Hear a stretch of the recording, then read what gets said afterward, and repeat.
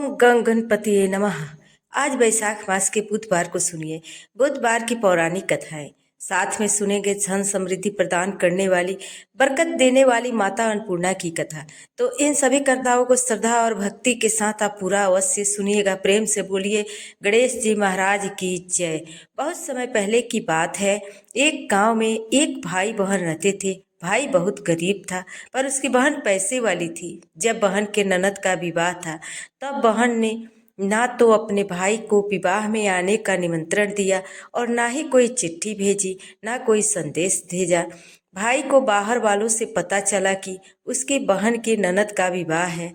भाई ने अपने गांव वालों को बताया। तब गांव वालों ने अपनी बहन से चुनरी, बिछिया, साड़ी जैसा जिनसे बन पड़ा कन्या के लिए दिया। भाई सारा सामान लेकर बहन के गांव पहुंचा। बहन के घर जाने पर बहन की देवरानी बोली, भाभी जी आपके भाई आए हैं। तो बहन ने पूछा, कैसे आए हैं और क्या पहना है? तब देवरानी ने कहा, पैदल आए हैं, फटी पगड़ी फटी धोती पहने हैं। तो बहन बोली, मेरे ससुर हवेली के सामने दुकान में बैठे हैं, मुझे शर्म आती है। भाई से बोलो वो पीछे के दरवाजे से आए। भाई के आते ही बहन ने भाई को एक कमरे में बंद कर बाहर से ताला लगा दिया। एक तरफ लड़की का विवाह हो रहा था, गाजे बाजे बज रहे थे, अतिथियों को भोजन कराया जा रहा था, और दूसरी तरफ भाई को कोई पानी भी देने वाला नहीं था और न पूछने वाला था। तभी भांजे की पत्नी को दया आई। उसने दरवाजा खोल दिया। दरवाजा खोलते ही भाई वहां से भागा। 2 दिन के भूखे प्यासे रहने के कारण उसे चक्कर आने लगी। रास्ते में एक गणेश जी का मंदिर था, वहां जाकर वह गिर गया और रोते रोते गणेश भगवान को अपनी व्यथा सुनाई और बोला, हे गणेश जी महाराज, आज मेरे गरीबी के कारण से मेरी सगी बहन ने मुझे धिक्कार दिया। घर जाने पर मेरी पत्नी, मेरे बच्चे जब पूछेंगे कि विवाह से क्या मिठाई लेकर आई हो, तो मैं क्या जवाब दूंगा? तब गणेश जी को उस पर दया आ गई और गणेश जी भगवान बोले, मेरे बगीचे से ककड़ी और तरबूज तोड़कर ले जा।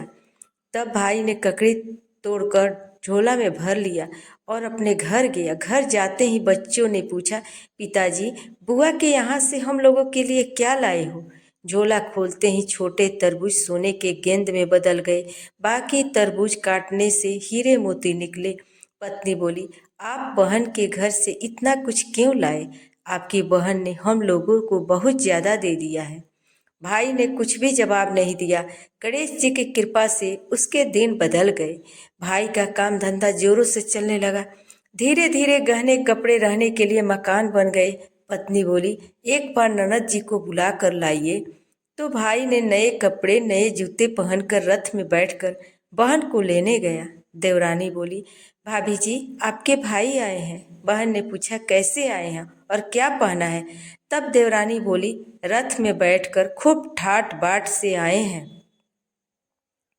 बहन बोली, मेरे भाई को बोलो कि हवेली के सामने से आए, मेरे ससुर देवर जेठ देखेंगे। भाई का बहन ने खूब स्वागत सत्कार किया। भाई बोला, बहन मैं तुम्हें लेने आया हूँ। तब बहन ने कहा, मुझे भी बहुत दिन हो गए हैं, चलो मैं भी चलती हूँ।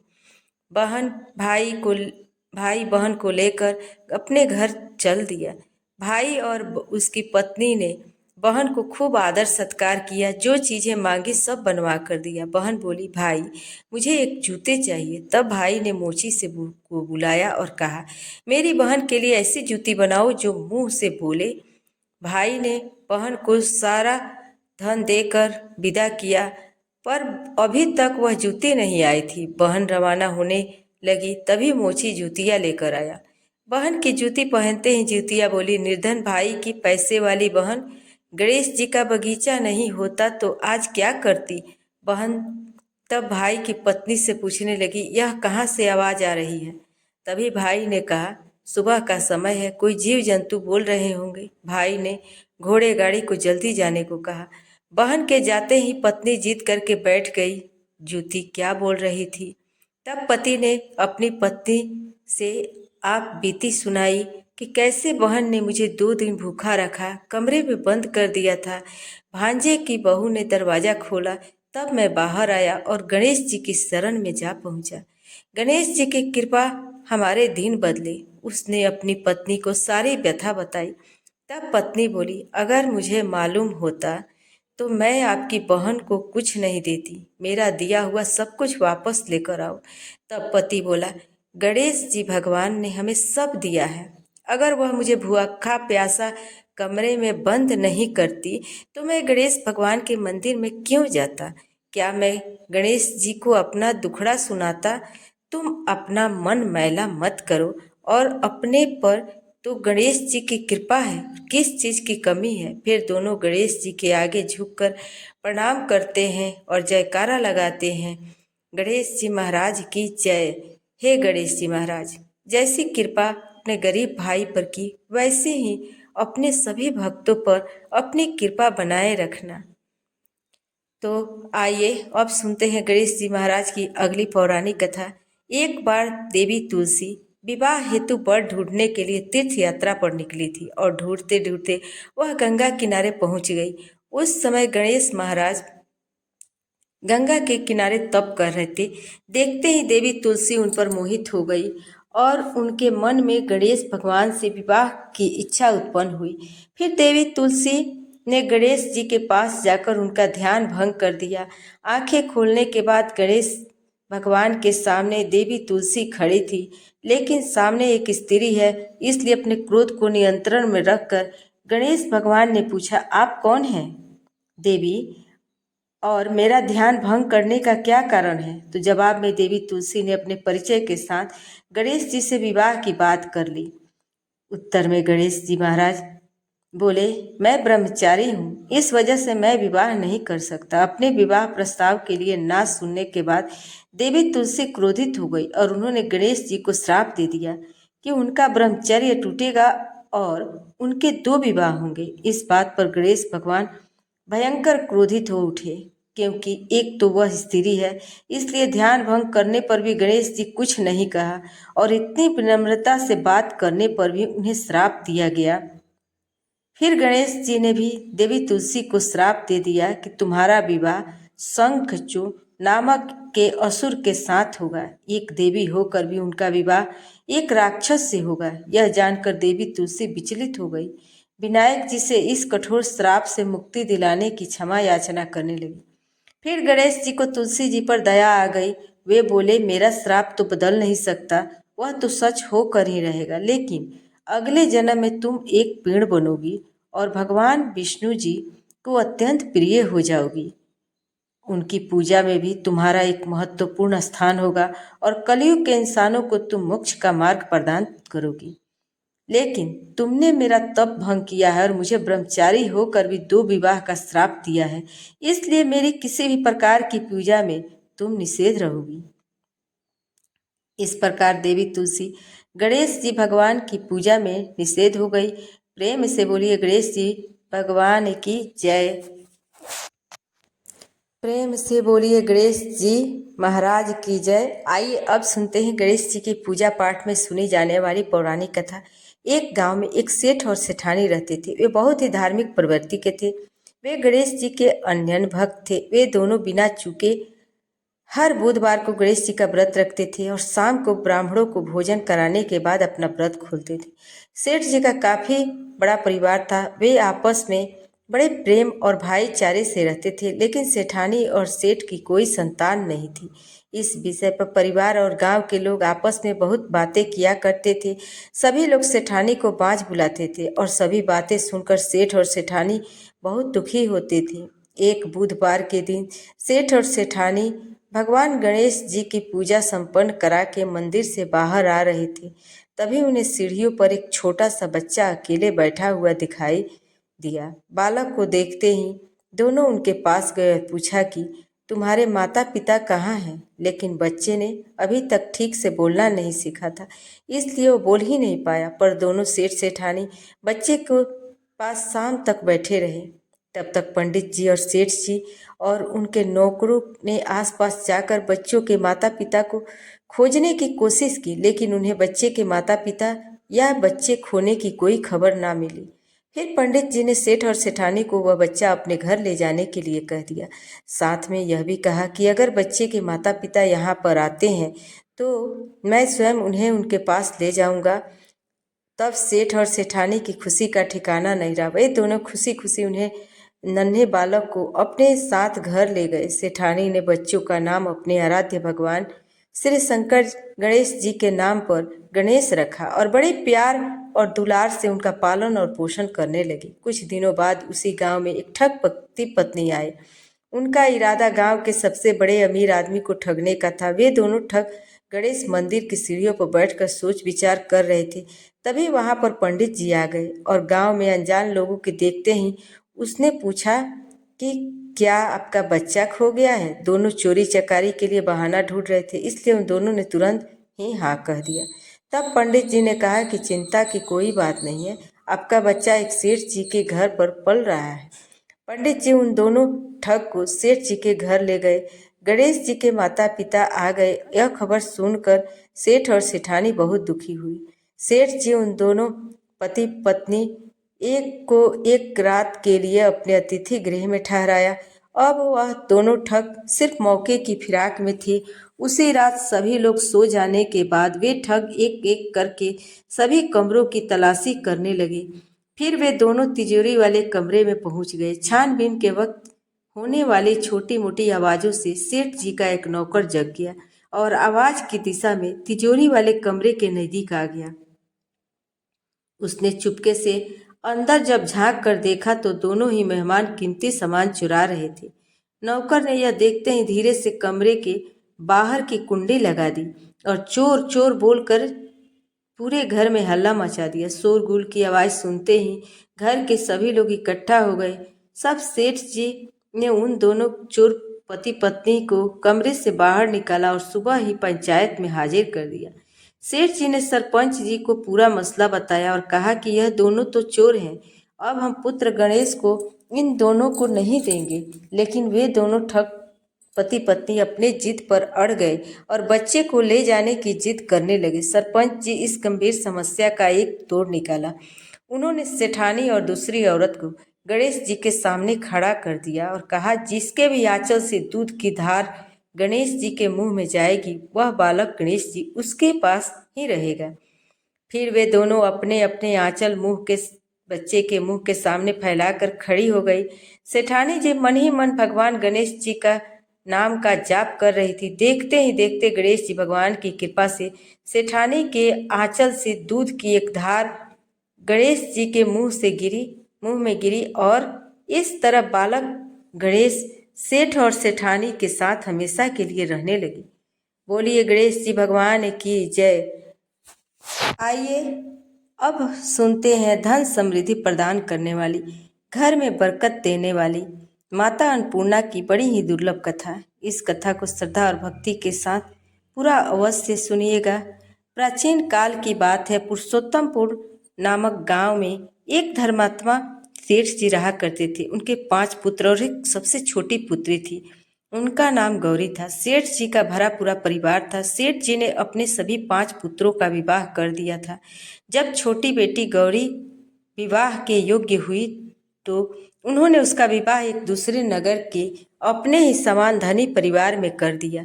अब सेठ जी की पुत्री गौरी दुल्हन बनकर जिस घर में गई वहां उसका पति अपने माता पिता का इकलौता पुत्र था। अब गौरी बड़ी ही प्रसन्नता पूर्वक अपने ससुराल में रहने लगी। गौरी बड़ी ही सदाचार, गुणवान और रूपवती थी। एक दिन की बात है, जब 1.25 महीना हो गया तो सास ने गौरी को रसोई संभालने के लिए दे दिया। रसोई की सारी बातें समझा दी। गौरी अपने सासू माँ के पांव छूकर रसोई में प्रवेश करती है।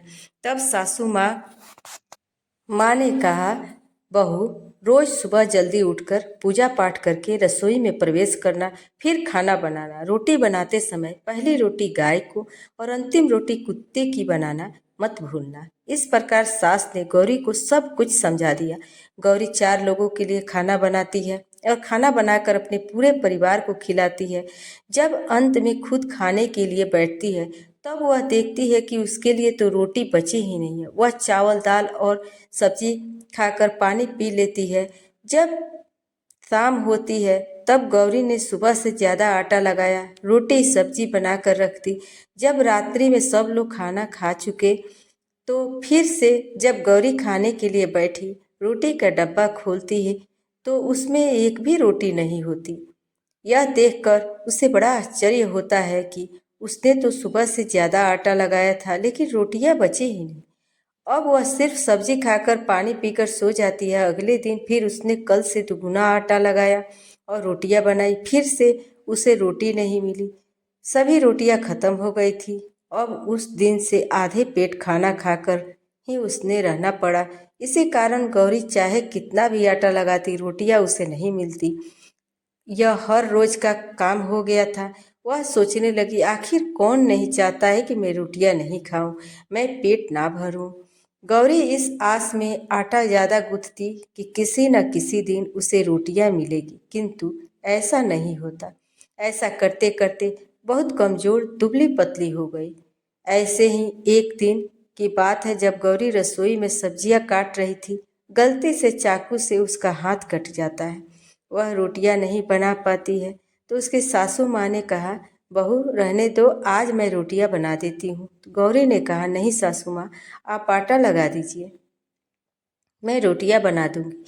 उस दिन सासू माँ ने आटा लगाया, फिर बहू को दिया। बहू रोटियां बना कर रख देती। घर के सभी सदस्य रात के समय जब खाना खाने लगते हैं, सब लोग जब खाना खा लेते, तब बारी आती है गौरी की। तो वह बहुत दुखी मन से खाना खाने बैठती है। वह सोचती है, आज भी सासू माँ ने आटा गूंथा है, वह भी बहुत कम, आज तो मेरे लिए रोटियां बची ही नहीं होगी। यह सोचकर बहू मन ही मन बहुत दुखी होती है, किंतु जब वह रोटी के डब्बा खोलती है तो उसने देखा कि उसमें उसके खाने के लिए रोटियां पड़ी है। यह देखकर बहुत बहुत खुशी होती है। अब क्या था, ऐसे ही 7 दिनों तक बहू की सासू माँ आटा गूंथने लगी और बहू रोटियां बनाती थी। बहू को रोज रोटियां मिलने लगी। इन 7 दिनों में बहू ने भर पेट खाना खाया।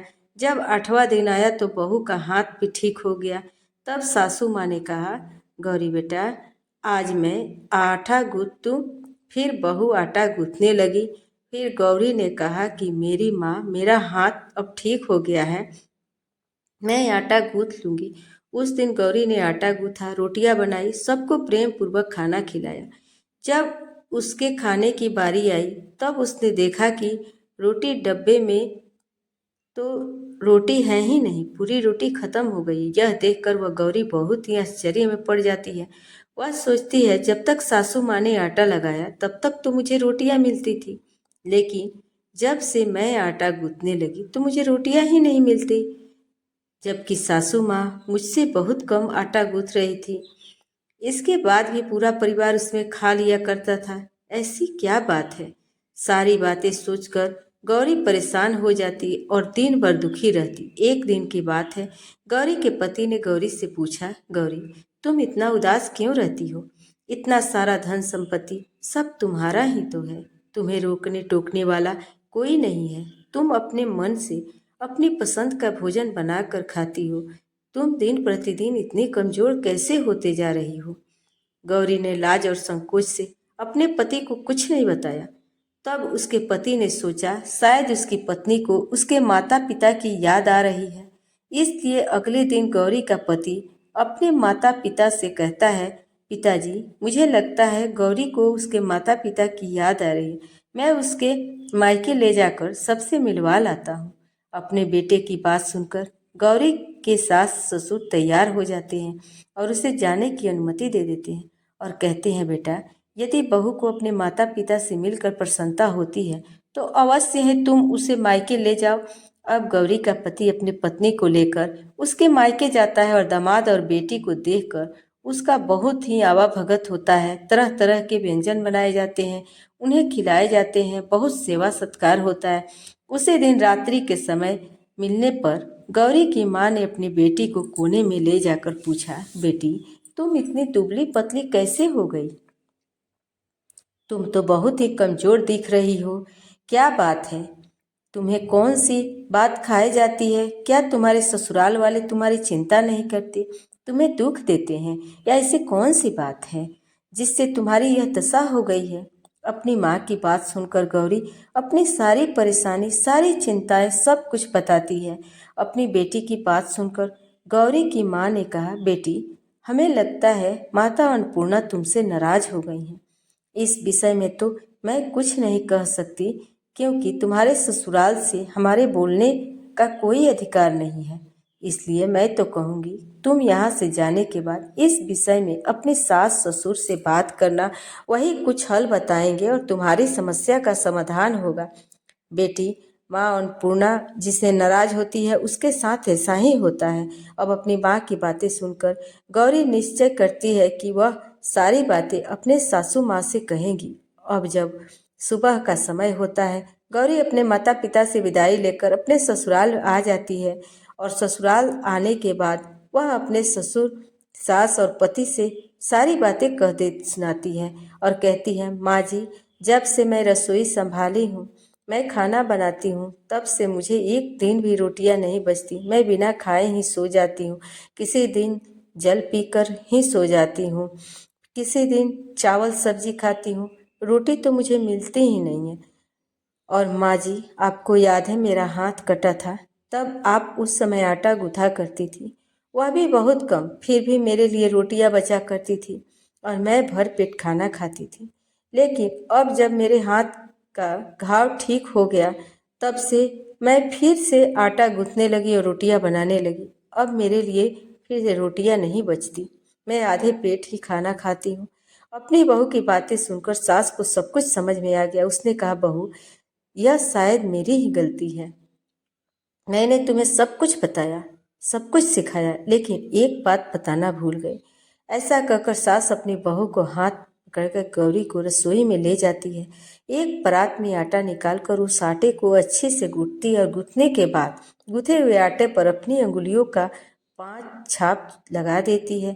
कहती है, बहू, यह माँ अन्नपूर्णा का छाप होता है, उनका चिन्ह माना जाता है। आटा लगाने के बाद कोई भी स्त्री इस तरह छाप लगाती है तो उसके घर में बरकत होती है। इसका अर्थ है कि माँ अन्नपूर्णा की कृपा सभी परिवार वालों पर बरसे या कोई भी सदस्य भूखे पेट ना सोए। बहू, तुम्हें ऐसा बताना भूल गई, तुम आटे लगाते वक्त आटे को अपनी 5 अंगुलियों का छाप छोड़ देना और माँ अन्नपूर्णा तुम्हारे ऊपर अवश्य ही कृपा करेगी। तुम कभी भी खाली भूखे पेट नहीं सोओगी, यह बरकत का चिन्ह होता है। अब अपनी सासू माँ की बात सुनकर बहू हर रोज आटा गूंथती और फिर उस पर अपनी 5 उंगलियों का छाप छोड़ देती और फिर रोटियां बनाती। अब बहू को हर रोज रोटियां मिलने लगी, वह भर पेट भोजन करने लगी, स्वस्थ भी हो गई। माँ अन्नपूर्णा की कृपा उस पर, उसके पूरे परिवार पर बरसने लगी। उसके हाथ में माँ अन्नपूर्णा का वास हो गया। घर पर कोई भी सदस्य भूखा नहीं रहता और जो कोई मेहमान आता और कोई भीख मांगने के लिए भिक्षुक आता, उसे भी वह खाना खिलाकर ही घर से विदा करती थी। इस प्रकार बहू के ऐसा करने से उसके घर में बरकत होने लगी, अन्न की वर्षा होने लगी। तो भक्तजनों, आटे को गूंथ कर उस पर 5 उंगलियों का छाप लगाना हमारी पुरानी परंपरा है। यह माता लक्ष्मी जी और माता अन्नपूर्णा का चिन्ह माना जाता है। ऐसा करने से माता अन्नपूर्णा सदा प्रसन्न रहती है, तो घर वालों पर अपनी कृपा दृष्टि बनाए रखती है। हमारे पूर्वजों से लेकर अब तक यह परंपरा चली आ रही है। सभी माताएं बहनें अपनी 5 उंगलियों की छाप आटे पर अवश्य ही लगाती हैं और माँ अन्नपूर्णा से प्रार्थना करती हैं, सबका पेट भरना, सबका कल्याण करना और घर में अन्न धन की वर्षा करना। तो प्रेम से बोलिए, अन्नपूर्णा माता की जय। गणेश जी महाराज